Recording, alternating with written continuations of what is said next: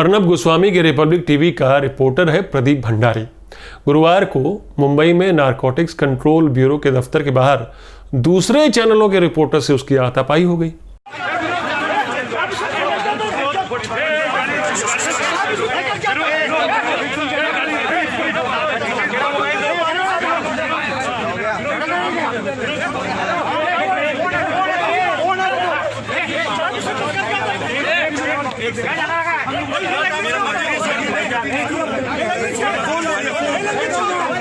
गुरुवार को NCB office पर मौजूद रिपोर्टर्स की शिकायत थी कि भंडारी बार बार और जानबूझकर दूसरे चैनलों के लाइव फ्रेम में आ रहा था। यही नहीं, वो बार बार अपने लाइव चैट में दूसरे रिपोर्टरों पर तंज कस रहा था, मजाक उड़ा रहा था कि ये तो चाय बिस्कुट पत्रकार है। यानी असली रिपोर्टिंग तो रिपब्लिक टीवी करता है, बाकी चैनल तो बस यूं ही मटर गश्ती के लिए आ जाते हैं, चाय नाश्ता करने के लिए। ग्राउंड पर, स्पॉट पर पल पल की जानकारी देते हुए टीवी रिपोर्टर की हालत समझना आसान नहीं। भूख प्यास की परवाह किए बगैर वो रिपोर्टर आंधी तूफान, तेज धूप, गर्मी सर्दी में अपनी कहानी के लिए घंटों सड़क पर रहता है। खाने का भी समय नहीं होता। कहीं कभी सड़क किनारे चाय नसीब हो जाए तो उसी में संतुष्ट रहता है। यह बात रिपब्लिक टीवी रिपोर्टर की समझ से परे है, क्योंकि उसका जो मुख्य संपादक है, जिसका नाम अर्नब गोस्वामी है, जो पत्रकार होने का दावा करता है मगर अपने न्यूज़ स्टूडियो से सत्ता नशीनों के लिए पहले हिंदी और फिर अंग्रेजी में भजन गाता है, जो सत्ता की चरण पादुका पूज कर वहां से मिले प्रसाद को चुल्लू बनाकर पी जाता है। ये वही अर्नब गोस्वामी है जिसके सहयोगी उसे छोड़ छोड़ कर जा रहे हैं, ये कहते हुए कि हमसे दिन रात काम कराया जाता है, हमारी पगार बढ़ाई नहीं जाती और हमसे झूठी कहानियां करवाई जाती हैं। केवल गैर बीजेपी नेताओं की सच्ची झूठी कहानियां करवाई जाती हैं। इसके बारे में मैंने आपको अपने पिछले शो में जानकारी भी दी थी। आज पूरे देश में किसानों ने फार्म बिल्स के खिलाफ आंदोलन छिड़ा हुआ है। किसान बदहाल हैं, ज़्यादा एमएसपी की मांग कर रहे हैं और सरकार ने वो प्रावधान नए फार्म्स बिल में भी नहीं दिए।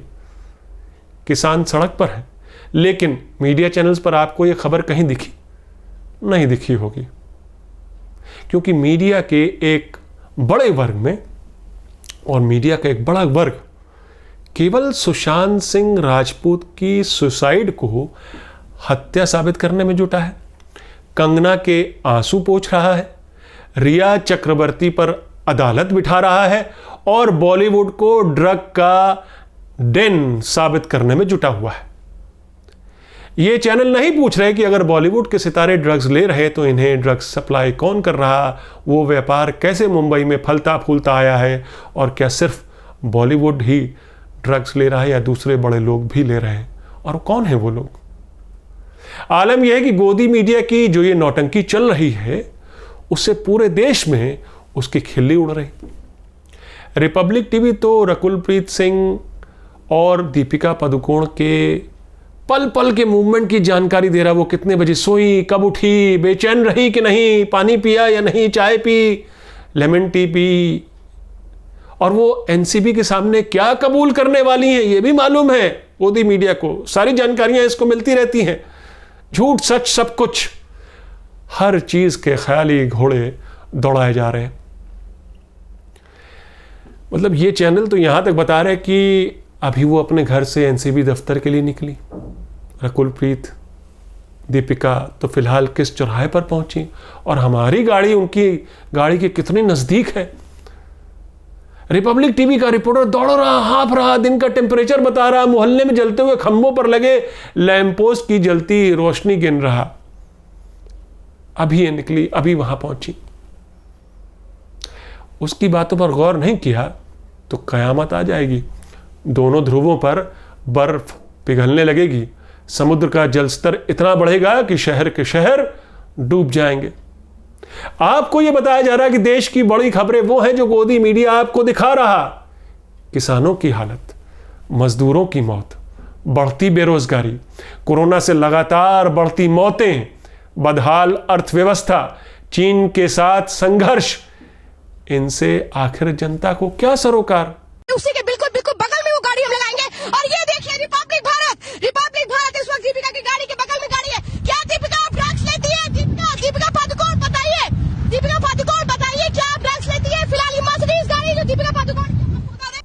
लेकिन आपको मैं बता दूं, गोदी मीडिया अपने इस इरादे में कामयाब भी हो गया है।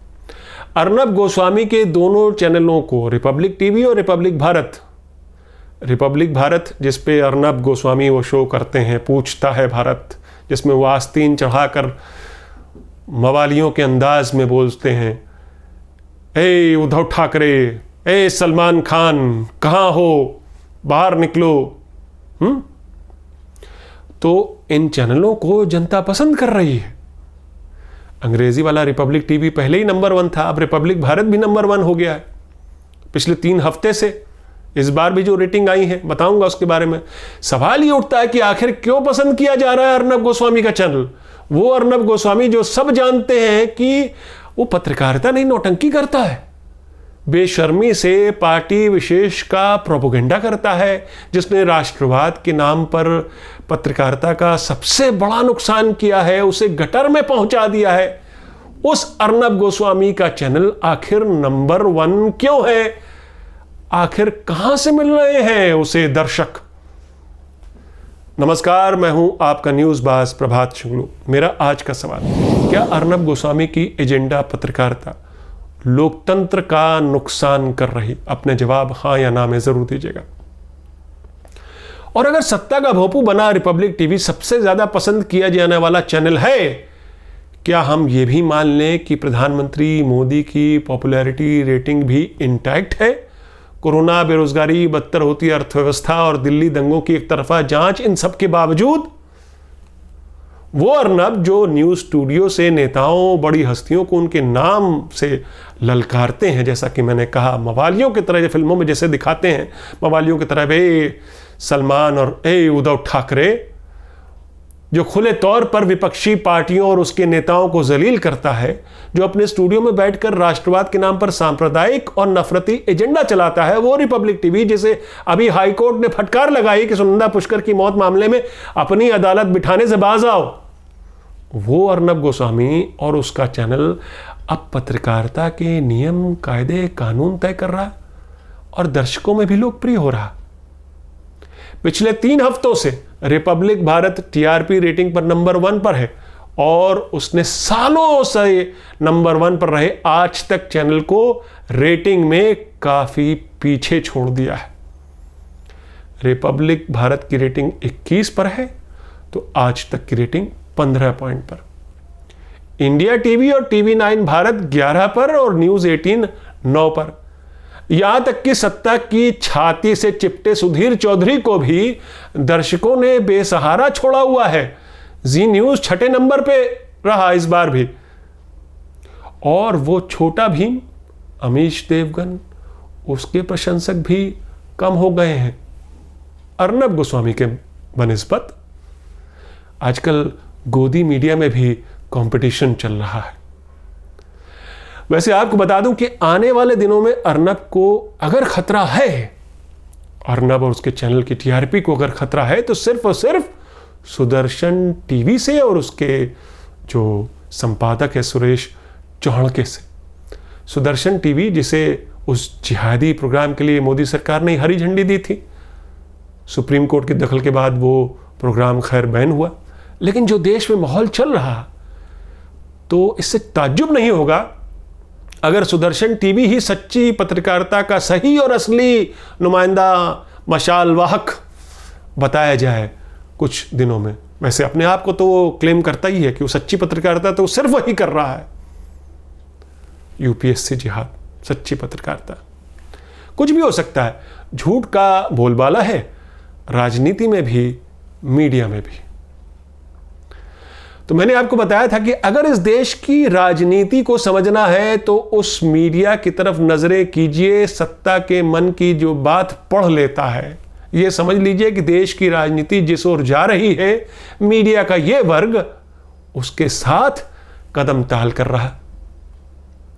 राजनीति में विपक्ष की आवाज दबाई जा रही, उधर अर्नब विपक्षी पार्टियों को रोज कटघरे में खड़ा कर रहे। दिल्ली दंगों में पुलिस एक तरफा जांच कर रही, लोकतांत्रिक प्रोटेस्ट को दंगों की वजह बताया जा रहा है, प्रोफेसरों और इंटेलेक्चुअल्स को दंगों में आरोपी बनाया जा रहा है, उधर गोदी मीडिया पुलिस और अदालत दोनों का रोल निभा रही है और जांच से पहले ही इन लोगों के नाम पर वारंट कट रहा है। मीडिया का वारंट, क्योंकि अदालत भी मीडिया ही लगा रही है। सरकार यूएपीए जैसे एंटी टेररिस्ट लॉ के तहत युवाओं और स्टूडेंट्स को गिरफ्तार कर रही है, दंगों वाले केस में, दिल्ली दंगों वाले केस में। लेकिन गोदी मीडिया सवाल नहीं उठा रहा, और गोदी मीडिया की देखा देखी दूसरे मीडिया भी, क्योंकि उनको लग रहा है शायद जो गोदी मीडिया का एजेंडा अगर चल रहा है तो उनको भी वैसा ही बनना पड़ेगा, और दूसरे चैनल जो बचे कुछ चैनल है वो भी वही बनने की राह में है। सरकार के पास पलायन करते मजदूरों के मरने का आंकड़ा नहीं है, लेकिन गोदी मीडिया को कोई परवाह नहीं। बेरोजगारी चरम पर है, यहां तक कि युवाओं ने बीते 17 सितंबर को प्रधानमंत्री मोदी के जन्मदिन को बेरोजगारी दिवस मनाया। टीवी मीडिया से ये एजेंडा, ये खबर गायब थी, क्योंकि वो सुशांत सिंह राजपूत को इंसाफ दिलाने में जुटा था। वो मीडिया दीपिका, सारा अली खान और रिया चक्रवर्ती के खिलाफ विच हंट में जुटा था। मेरा आज का सवाल मैं फिर दोहराता हूं, क्या अर्नब गोस्वामी की एजेंडा पत्रकारिता लोकतंत्र का नुकसान कर रही? अपने जवाब हाँ या ना में जरूर दीजिएगा।